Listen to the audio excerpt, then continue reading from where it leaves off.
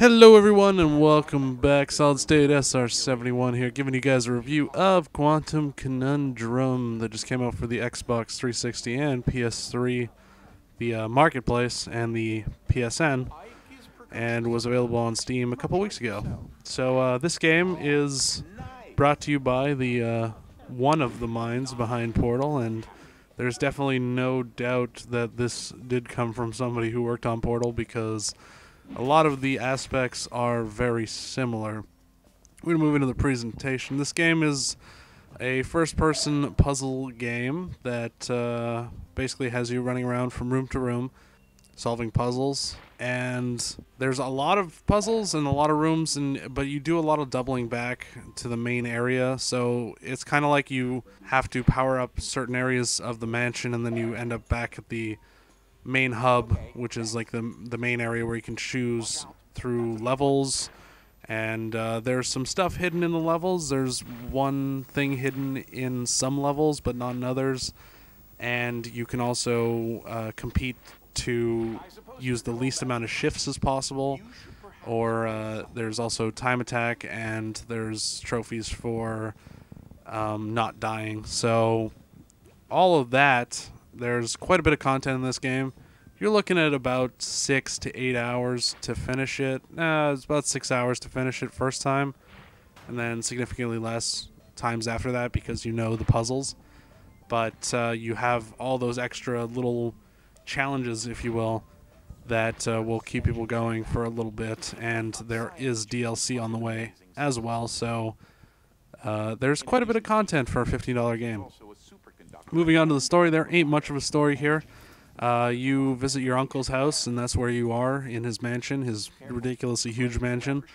And basically, he gets lost in this room, and your job is to find him. So you find this glove that allows you to control certain physics, and your job is to power up the mansion and help your uncle out of the mess that he's in. The story's not really thrilling, and the ending's kind of poopy, but at the end of the day, this game isn't the sort of game that you would expect a fantastic story from, even though Portal 2 was definitely a statement towards storytelling in this kind of genre. Moving on to the graphics, this game looks pretty good when you're playing in the puzzles, but when you're not inside the puzzles, when you're traveling through the mansion or between levels, the game is very bland and recycles a lot of areas. And so pretty much the in-between levels are really just exactly what they are. Instead of sticking a loading screen or a menu, they decided to allow you to walk through the mansion, but there, like I said, there's a lot of areas that look exactly the same. You're going to question to yourself whether you've already been through this area or not a few times, because they're literally the exact same area over again. Outside of the graphics, we have the sound. The sound is great. I mean, the sound design is good. I find that the lasers are a little bit too loud and high-pitched. I don't know if it's because I'm still young and I can hear these sort of pitches, but there is some very loud and screechy noises in this game, and some things that are overly loud, and the rest of it is somewhat quiet. So the imbalance in audio levels kind of bothered me. Moving on to the most important part, the gameplay. So this game is, like I said, a puzzle game. You have controls of 4 different physics. You have 4 different physics controls. You have fluffy, heavy, time reversal, and something that reverses gravity. And you use these 4 to puzzle solve. So you don't get them all right away, so you'll start off with fluffy, and then you'll move on to heavy, and then move on to slow down time, and then gravity reversal. And it sort of builds upon each one. So at the start, you will just use fluffy, and even at the beginning, you don't even have control of it.